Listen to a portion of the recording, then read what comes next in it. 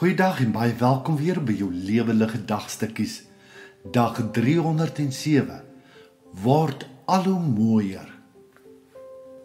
1 Petrus 3 vers 4 sê: Nee, julle skoonheid moet die van die innerlike mens wees, blywende beskeidenheid en kalmte van gees. 'n Warm hart maak baie groter indruk as 'n perfekte gesig.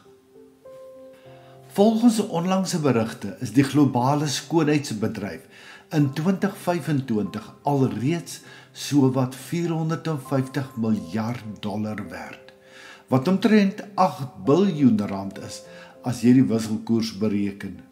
In die 60s was Marilyn Monroe die toonbeeld van skoonheid.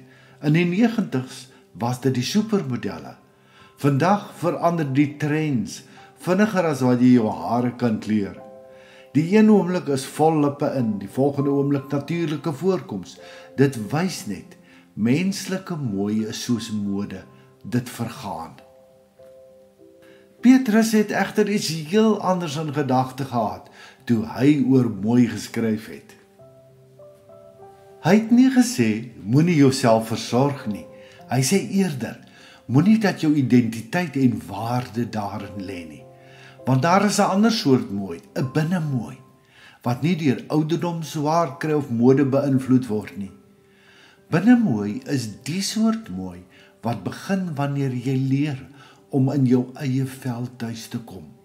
Wanneer jy nie meer probeer om almal te beïndruk nie, maar eerder om God se karakter in jou lewe te weerspieël.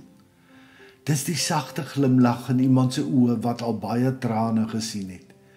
Dis die kalm stem wat vrede bring in 'n gespanne situasie. Dis die mens wat luister sonder oordeel. Binnemooi groei nie met make-up nie. Dit groei met tyd saam met God. Elke keer wat jy eerder vergewe as om te vergeld, elke keer wat jy sag reageer in plaas van skerp, bou jy aan daardie onverganklike sieraad waarvan Petrus praat. Maar hoe word dit sigbaar?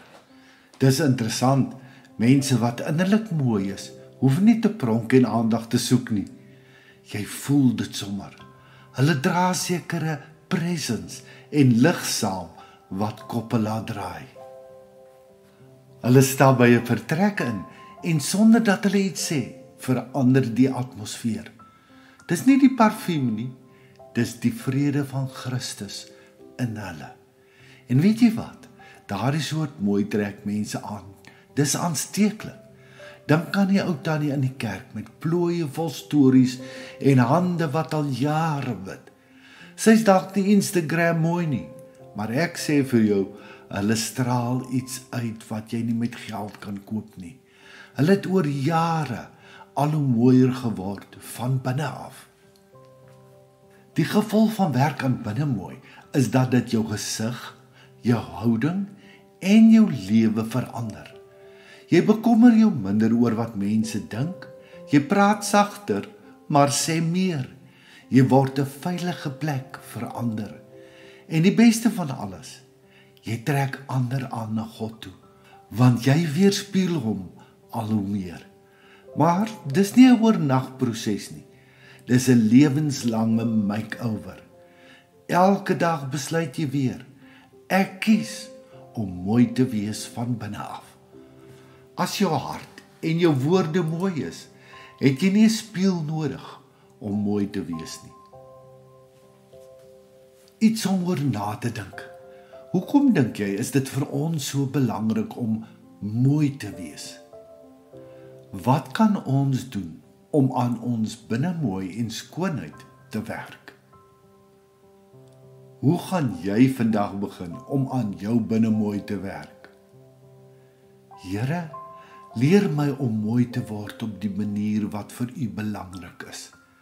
Help my om sag en rustig te leef, vol vrede en liefde. Laat U karakter in my sigbaar word, sodat ander U kan sien deur my. Amen.